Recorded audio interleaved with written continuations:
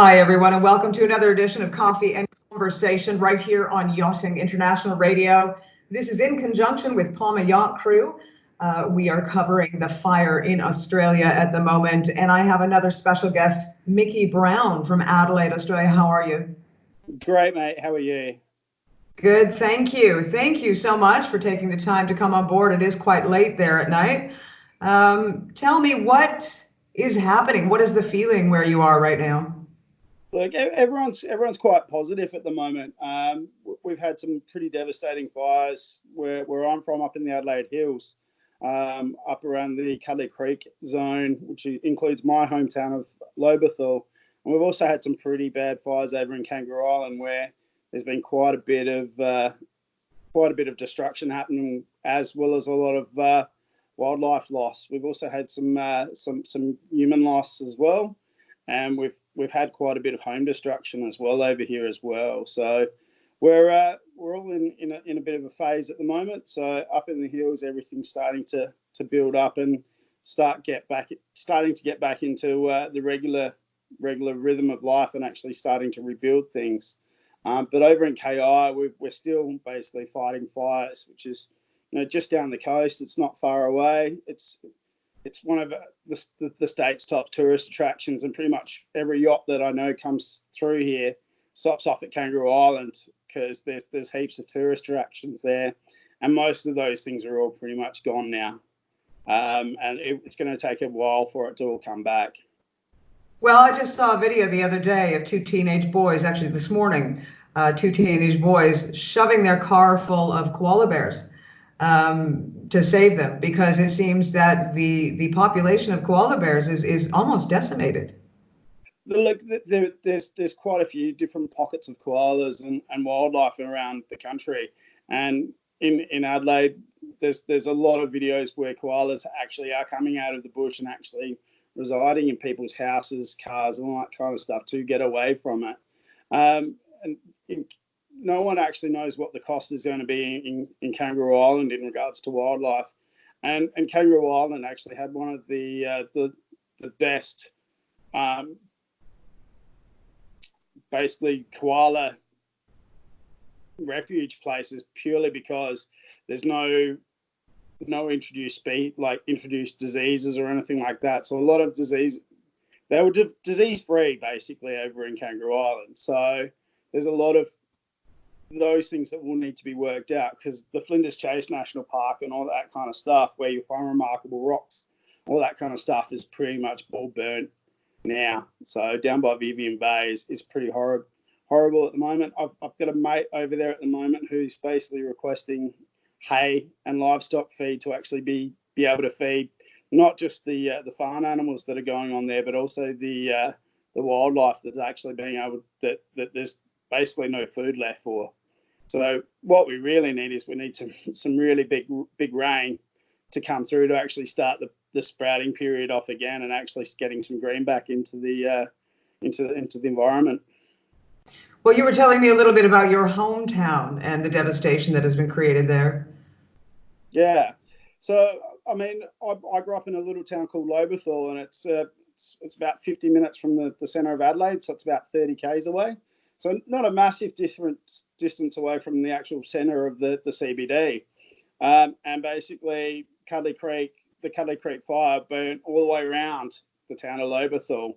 Lobethal is actually quite lucky. It's got an environmental barrier where it's actually in a valley, so it burnt all the way around the valley. But yeah, a lot of burning's gone up there. Personally, I helped build my grandparents' house when I was a kid up there. They no longer live there, but that burnt down a couple of days before Christmas. So that's really going to hurt. And another thing as well is a lot of wine actually comes from the Adelaide Hills. A lot of the vineyards that are actually a big employer around Adelaide are actually burnt out, and they're also smoke damaged as well.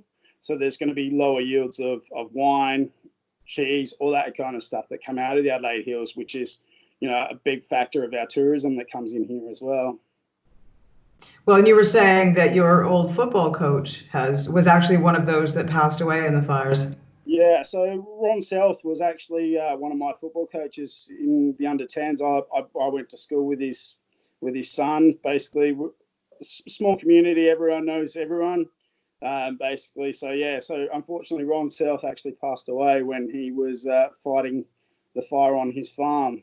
So Ron was a great guy, very well known in the hills. Basically, was one of the chief engineers for building inspections, anything that had to do with building or anything. Everyone knew who Ron South was because he's the guy that everyone went to. So yeah, so great guy, and yeah, I was really saddened to hear that he'd passed away. So are you finding that a lot of people are staying in their homes to try and fight these fires to protect their property? Well, yeah, because a lot of people in South Australia, we haven't had such a big instance of it, but we do at the end of the season. So at the end of January to February, we do actually have quite a few small grass fires or bushfires around the area. So a lot of people do have good prevention plans, good fire aspects. So they decide early what they're going to do, whether they're actually going to stay and fight the fire or whether they're actually going to leave and take their belongings with them. In regards to that, and that's a great plan that the local government have here in regards to basically making sure that you plan your escape, you know what you're going to be doing, and getting everything prepared for it. Or if you're actually going to be preparing to actually stay, you make sure you have your fire plan in action. So your sprinklers, your watering systems, backup power, and all that kind of stuff. So a lot of people are actually quite prepared for it. What's made this year worse is the number of fires that are actually going on. So instead of having small containable fires that are clicking over just in little pockets, we've actually had some really big fires that are actually taking resources and stretching resources. Um, I read something today where a majority of our firefighting aircraft, etc., at least from other countries, etc., but with climate change, etc., going on, fire seasons are extending and becoming longer. So fire equipment that we used to get from, say, Canada or in Europe that would be flown over here for our fire season is now staying where it is longer. So it's not available at the start of the season where in previous years we haven't needed it, and now we're in the position where we actually need the additional resources because our fire season is starting longer. Well, and as a result of that, we were discussing the fact that a lot of these homes, or some of these homes at least, aren't covered by insurance either. That's correct, yeah. But I mean, at the moment, there is a lack of insurance because some people just couldn't afford it. But that being said, the government is working towards making sure that everyone is going to be basically looked after. And that's at the start of the fire hazard, no one thought that there would actually be the level of support that we're getting. And also the donations, etc., that are coming in from around the world, and also from the local community as well, where people are banding together and actually donating either items, time, goods. It's been amazing. Like there's been some websites where people just literally throw up and say, "Look, I've got an excavator, I've got a truck. If you need help coming to do stuff, just give me a buzz and we'll come around and we'll do it." And that's where the proper mateship and where people are actually binding together in an emergency situation or in the aftermath of an emergency, which is what actually brings the communities together. Well, it sounds like, it's nice to know that the communities are banding together and helping each other out, because it's the only way that you're going to be able to get through the coming months. Because, I mean, this has been burning since September, or small fires around Australia since September, and it doesn't look like it's going to be stopping anytime soon. No, we're expecting a really hot day on Thursday, which is 2 days' time. So, and that's just not in Adelaide. That's pretty much Australia wide. The good thing about the extreme heat on Thursday is that the Bureau of Meteorology is actually, they are saying that there is going to be some rain coming through over the weekend, pretty much all over Australia. But whether that actually eventuates, because we are in a big drought over here in Australia. It's probably the worst drought that we've had in millennium, where rivers usually are full at the moment are actually just sand pits. So there's a lot of things that need to be taken into consideration in regards to a lot of aspects of fire management and environmental management as well.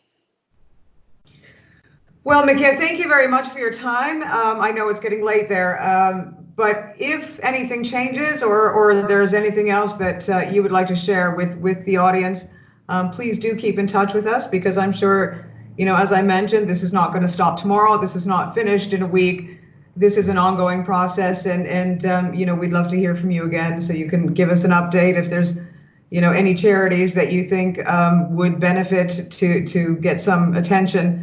Please do send us those links, and we'll make sure to get it out there to the yachting community. Will do. Thank you very much for your time. Thank you, Mickey. Best of luck. This has been Ria for Yachting International Radio.